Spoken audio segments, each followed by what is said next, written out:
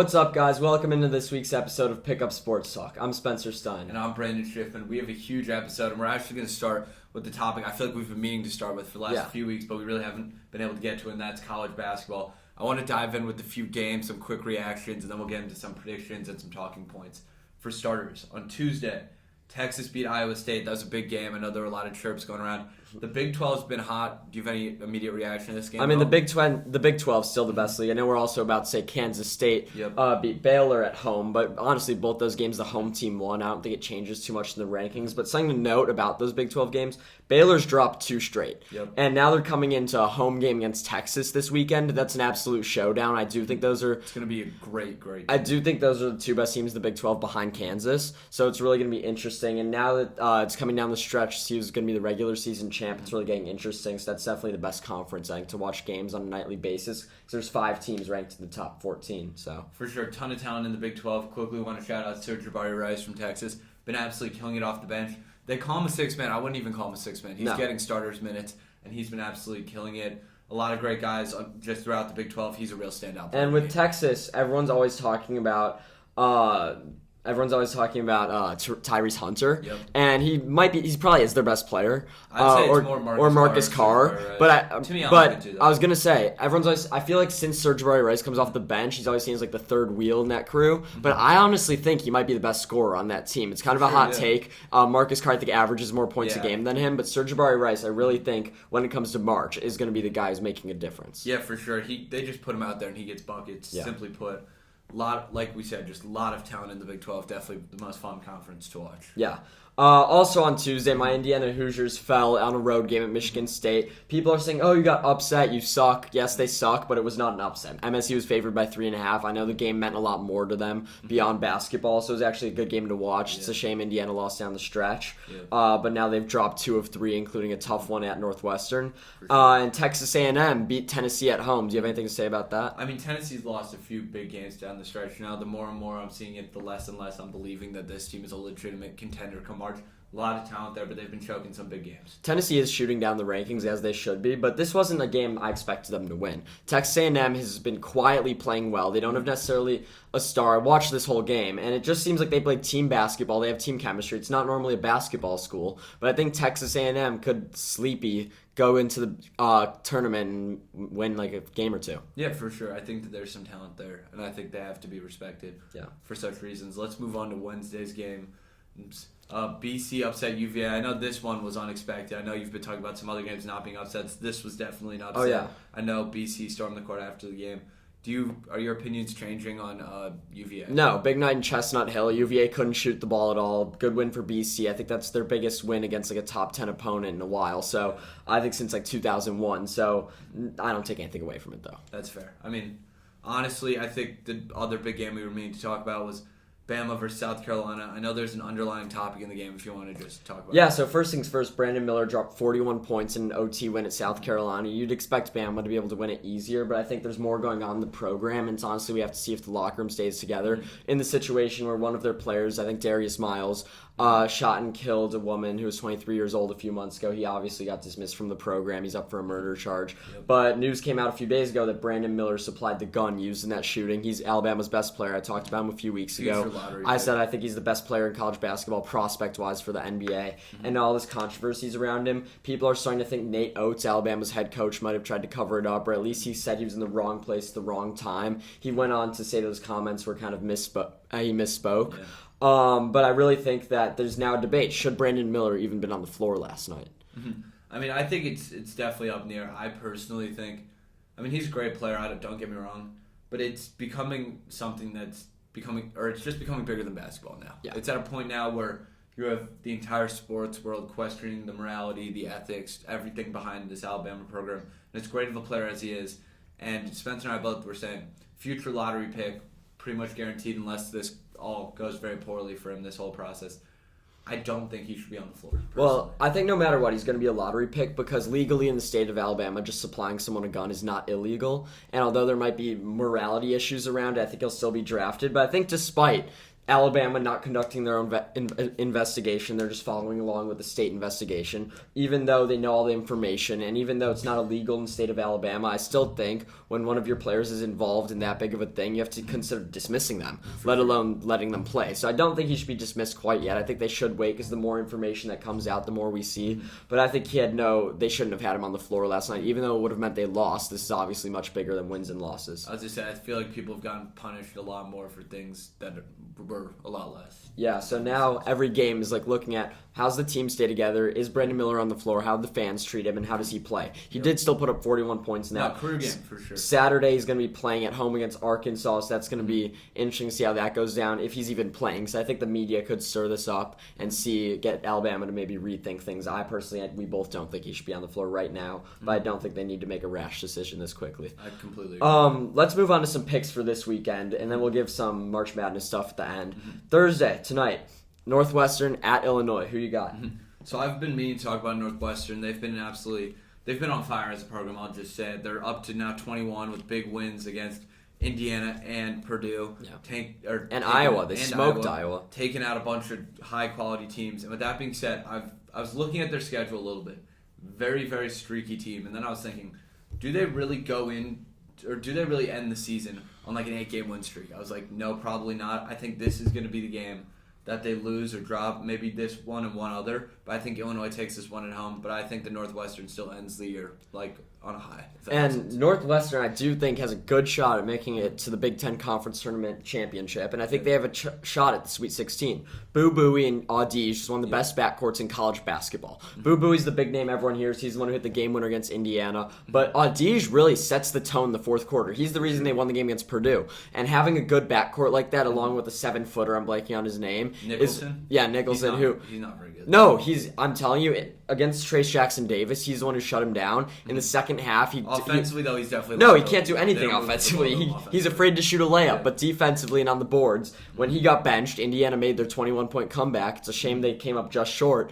But Northwestern really proved to me that they're somewhat of a deep team. They're well coached. And I think having that backcourt's big in March Madness. However, regarding this game, Illinois has been also playing good. They took a close game against Indiana last Saturday. They're at home. Obviously, they're favored by 5.5 points. I will be taking Illinois just because I don't see Northwestern going in there on a road and keeping the streak alive. But they're a good team. It's not like, Northwestern's a nice story. They're a real team. They have a great backcourt. They could score the ball. They could play defense. And they honestly have great chemistry. Yep, that's completely fair. Let's move on to Saturday's game. Spence already teased it.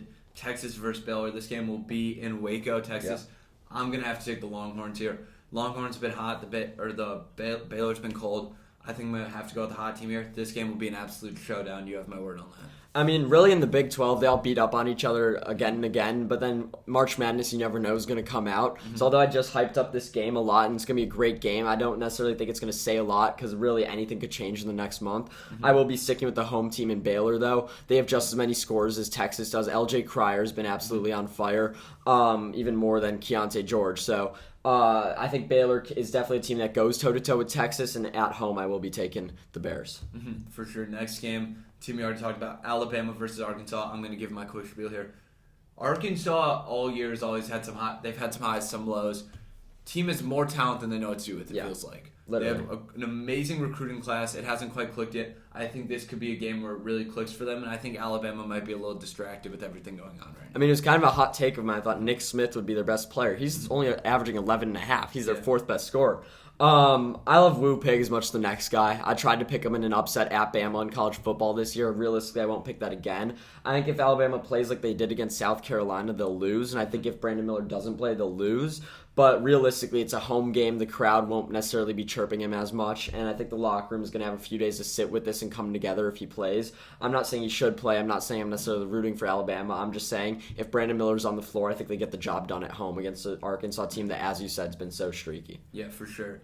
Next game, Indiana-Purdue. I'm going to have to go with Purdue here. I don't think they drop another one to Indiana. I mean, I want to talk about Indiana for a second here. I'm very biased, but they've dropped 2 of 3, and after this loss, I think they could very well drop out of the rankings. Last week, a loss to Northwestern drops them back to 17, and this week, if they lose 2 more against Michigan State, it was actually a pretty bad loss, and now I know a road loss to Purdue wouldn't be considered a bad loss by any means, but when you have a team that has lost 3 of their last 4, they got to drop out, and I don't see any shot they win a road game against Purdue. I think Indiana is just as good of a team as Purdue. I genuinely think that. I think TJD is just as good as Edey, and it comes down to the rest of the players. And I don't think you could smirk at that because TJD's been playing better than him. He's been winning Big Ten. Well. He's been winning Big Ten Player of the Week. He's the hottest player in college basketball right now. And when they went toe to toe last time, TJD outplayed him. And Indiana still has role players coming back from injury, and Xavier Johnson. They have shooters, but Purdue. So I'm not saying they're better. I'm just saying they go toe to toe with them. So I will be taking the home team, especially because I think Indiana's rattled right now and not playing good, and they've historically been a very streaky team the last few years.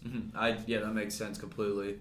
With you for the same reasons there. St. Mary's against Gonzaga. Last time we predicted this game, I got it wrong. I bet on Gonzaga. I'm going to bet on Gonzaga again. Let me make the same mistake twice here. I actually think this is one of the more interesting games of the day. I mean, we're going to see who's going to win this conference, the West Coast Conference. And Gonzaga's just been dominant in it forever. And now we see two teams ranked 12 and 15. St. Mary's has the last win. It should actually be a good late-night game, and I will take Gonzaga. I think all season it's been like me hating on Gonzaga, finding teams to pick against them. But I think this time they get the job done, make sure they get conference, especially on home court. Yeah, for sure. This game has big implications for them.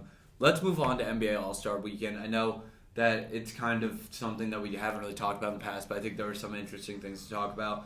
Let's start with the dunk contest. I know you've been meaning to talk about it. And just give your thoughts. I mean, the dunk contest has sucked for years, and I think the whole All-Star break kind of sucks. The All-Star game was absolute trash. Yeah. Mike Malone was right. It was the worst game of basketball ever played, possibly. The three-point contest was fine. I'm not going to lie, I didn't watch it. The skills competition was kind of weird. I don't know what I think about the 3v3v3 format. No Giannis in it either.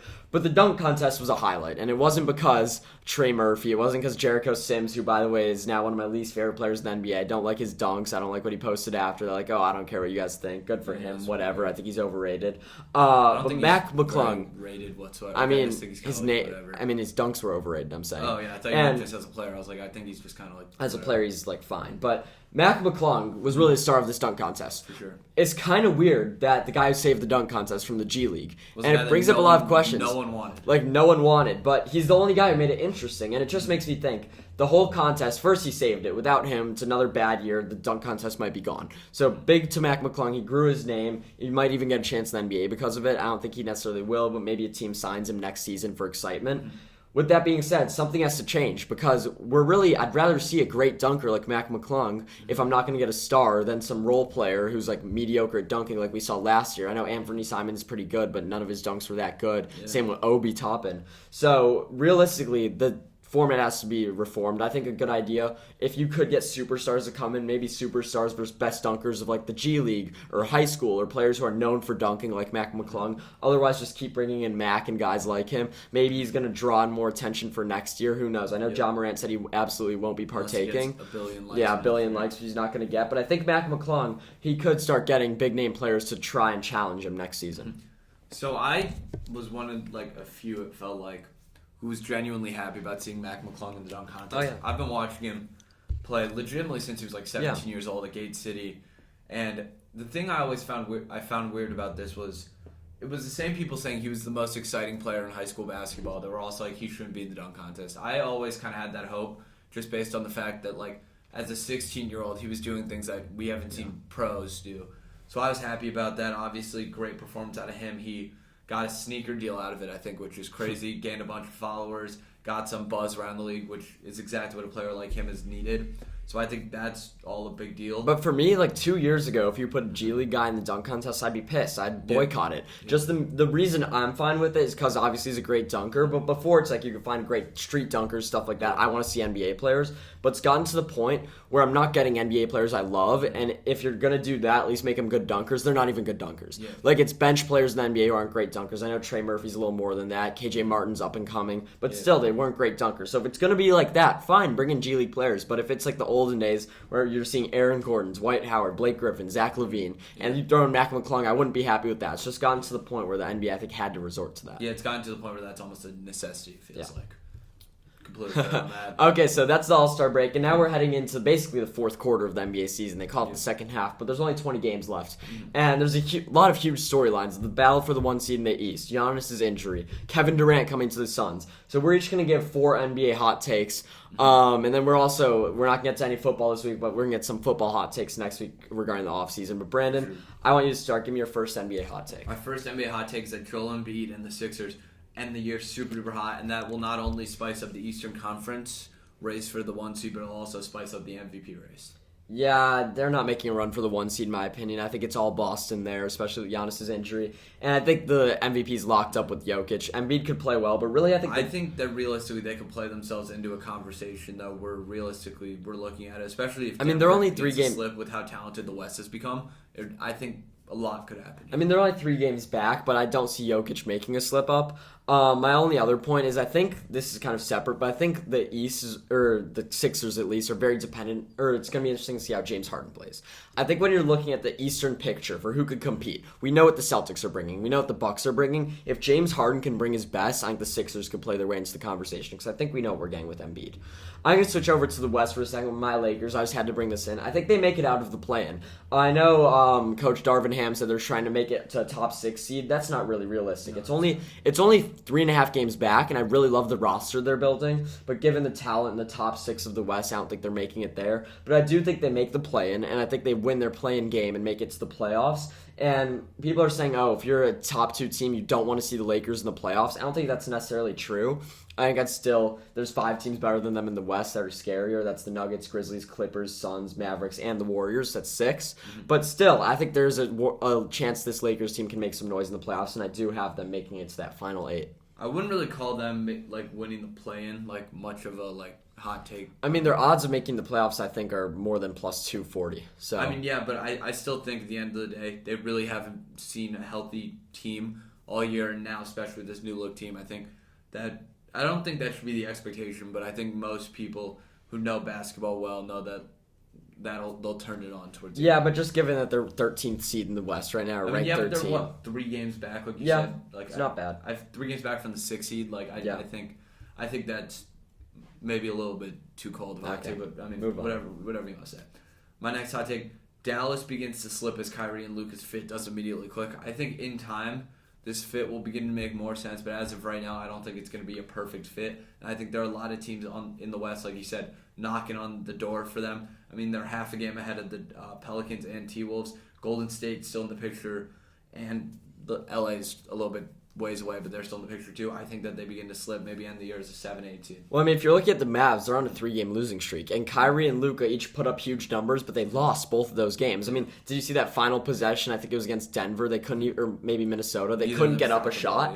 I think that's already started to happen. The fit already looks like they could both score, but they can't win together. And I think from the jump, a lot of people have thought that, but I agree with that take. I don't think they necessarily are a huge threat in the West in comparison to some other teams. Mm-hmm. I'll stick with the West too. This is kind of a long take, but I think the Warriors, who are right now the ninth ranked team in the West, play their way up to the 5 seed. The Clippers obviously stay around the 4. And I think the Golden State Warriors beat the Clippers in 5 games. I think this Russell Westbrook news is a bit overhyped because although he could make a difference, although he could make a positive impact unlike he did on the Lakers, I think people are kind of calling him toxic when I think that might have been more about the situation. And I think he could provide a good role in Los Angeles for the Clippers. I still think the big storyline there is that Kawhi hasn't stayed on the court or been that good in a few years. This Clippers team had such high expectations going into the bubble, and they blew it, and since then they haven't made any noise. So I think the Russell Westbrook thing is a big deal, but I don't think it's necessarily going to propel them to doing much. I think the Warriors are a much better team. I think they go in that matchup and dominate them on every level. That kind of feeds into my take, I guess, which is that I think Russell Westbrook has bounced back with the Clippers, and by bounce back, the floor is super low there. By the end of his time in LA, and I think he does that. I just don't think it pushes them to do anything. I think it only helps. I really do. If he plays well, it'll only help them because their issue was they thought that bringing in John Wall was gonna add a layer of their offense. I think Russell Westbrook's a better version of. I don't think they expected John Wall to necessarily do much. There's a reason he didn't get minutes.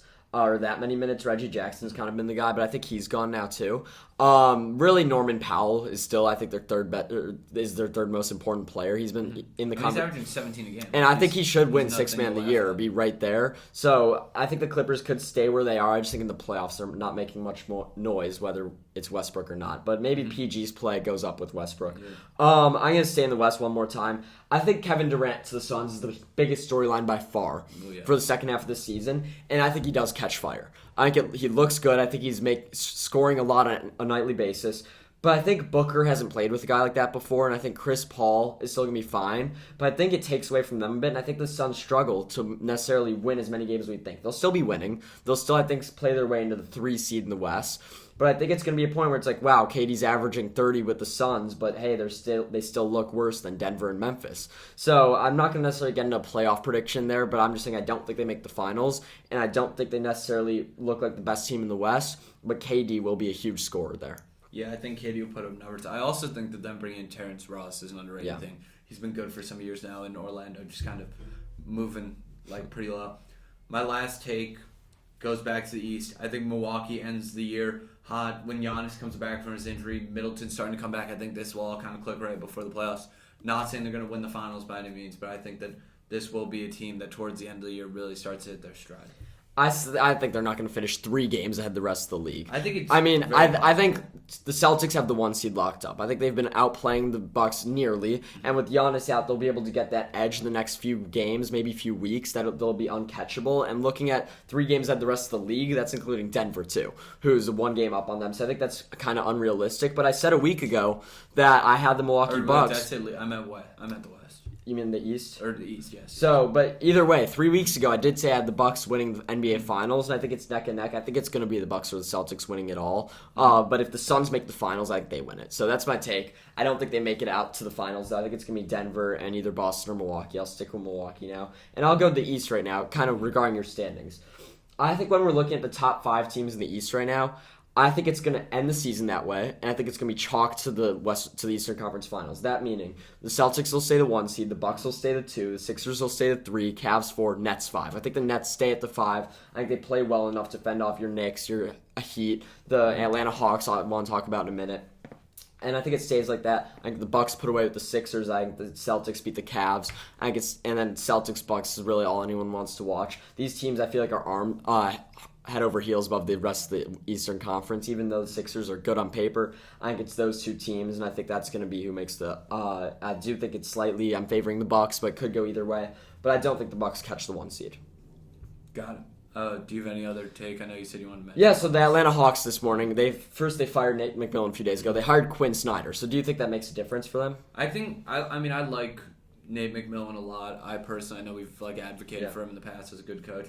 I think Quinn Snyder's not equally good coach. I think he's also a pretty good coach. I think they just went from one qualified coach who they weren't happy with to another qualified coach. And they've been known to do stuff mid-season. Nate McMillan, the bottom line is I've barely watched Hawks basketball this year, and 2 years ago they're in the Eastern Conference Finals. Yeah. So I think the reason I'm not noticing them might be Nate McMillan isn't challenging them to the best level, and Quinn Snyder is an absolutely amazing coach. Mm-hmm. I think he won Coach of the Year when the Jazz were absolutely just an amazing team. I think 68 wins. Yeah, exactly. Yeah. So I really like the hire, and I like that they went and sought out a new coach mid-season. So I think he could carry them up to the 6th seed or to relevancy in the East. But I think the expectations are a bit too high. Someone said in the Atlanta Hawks organization they want the coach to make them a top 10 offense and a top 10 defense. Okay, everyone wants that. That would make you like a top 5 team in basketball. So it's kind of an interesting storyline, but I think it's somewhat irrelevant. But I think the Atlanta Hawks do play better because of their new coach. Yeah, I think he'll help them as well. I think maybe the fit wasn't there with Nate McMillan. Who knows? I also think they're an interesting team just because DeJounte Murray isn't necessarily the running mate that they expected to be with Trae Young, which is weird because I think in the offseason we both thought that'd be a great fit, guaranteed. And John Collins is not having a big year after getting a ton of money. When you're looking at their numbers, Trae Young's still averaging 26 and 10, DeJounte's still scoring 20 a game, but they don't really seem to be getting much from anywhere else or enough to win games. John Collins, they've been trying to trade forever, and I feel like I'm somewhat unclear why. Mm-hmm. He's definitely having a worse year. Yeah, he's having regression, but I feel like the Hawks are somewhat responsible for that. Yeah, for sure. So that's enough basketball for now, and I just want to get into one last quick thing. The XFL kicked off last weekend, and we don't expect us to cover anything with the XFL. And I was very against any other football league. You always see commercials for the USFL, the XFL a few years ago, arena football. I have no interest in any of it. Mm-hmm. But the XFL somehow seemed to grab me this weekend with some of its new rules. The new rules are stupid. They'd be stupid in the NFL. I would be absolutely, completely angry if the NFL added them. But it gives you a reason to pay attention to the XFL. Hey, you could go for 3 points after a touchdown. Cool. Hey, you could, instead of an onside kick, take a 4th and 15 at your own 25. kind of interesting. You see comebacks, and you see nostalgic players we watched in like college and stuff, like your AJ McCarron, 2 guys in the NFL, Josh Gordon and Martavis Bryant, interesting to watch. So although I won't be paying attention to it, there's some highlights that are actually worth watching, and that's more than I expected. And honestly, I think the USFL, which is kicking off in a few weeks, needs to be gone. We need to make it just so there's one off-season football league. Unite the off-season football leagues. The XFL can gain traction. You're looking at the DC Defenders, the team in Washington, D.C. Had a lot of fans there. They were excited in the game. They threw lemons on the field. I know that's probably not what the XFL wants, but it's drawing attention to the league. It's making their the fan bases seem legit. And when you look at St. Louis, a team that hasn't had a football team since the Rams left the city. So I don't know. I think the league isn't as bad as I thought. I think there's some reason to watch some games, but obviously we're not going to be, hey, the XFL playoffs are starting, who you got? So, interesting thing to watch. For sure. Like you said, going to be entertaining. I am pro uniting the off-season football leagues, though. Either way, all the talent together instead of spreading the talent. Either way, it's college basketball season. I don't plan on watching many XFL games. So that's all we got for this week. Today, spring training starts in baseball. Very exciting. So next week, maybe we'll throw in a baseball topic. Obviously, I said some NFL things, and we'll keep up with the college basketball conference tournaments are starting soon. So we'll get those predictions to you guys. Super exciting time.